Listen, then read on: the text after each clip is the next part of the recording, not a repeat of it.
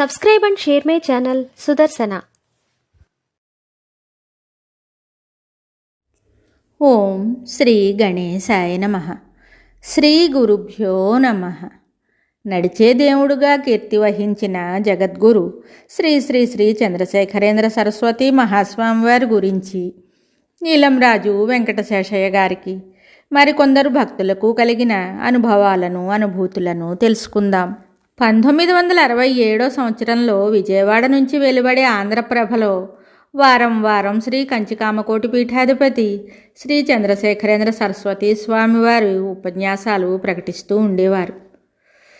Doctor Pinnamaneni Venkateswararao గారు ఆ ఉపన్యాసాలు చదువుతూ ఉన్నారు.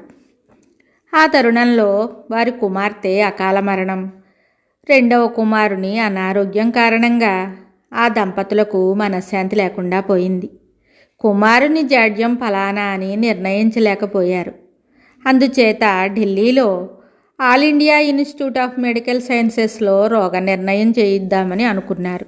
ఢిల్లీ వెళ్లే ముందు శ్రీ కంచి శంకరాచార్యుల వారి దర్శనం చేద్దామని వారికి కోరిక కలిగింది.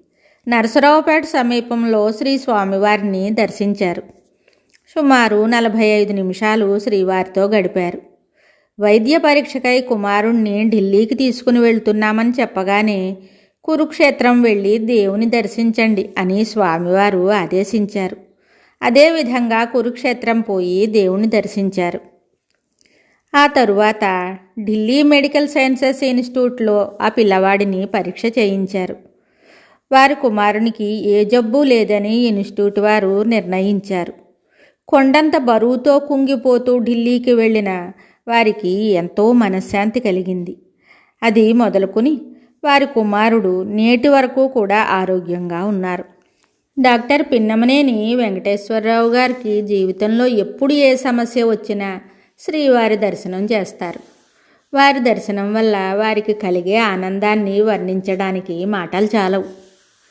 ఇప్పుడు వారు ప్రతిదినం అధమం ఉదయం ఒకసారి రాత్రి ఒకసారి అయినా స్వామిని స్మరించకుండా ఉండలేరు.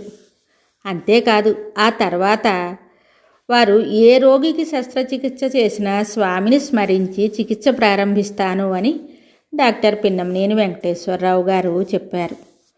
మరికొన్ని విషయాలతో మళ్ళీ కలుద్దాం. జయ జయ శంకర, హర హర శంకర. శుభం. Subscribe and share my channel Sudarsana.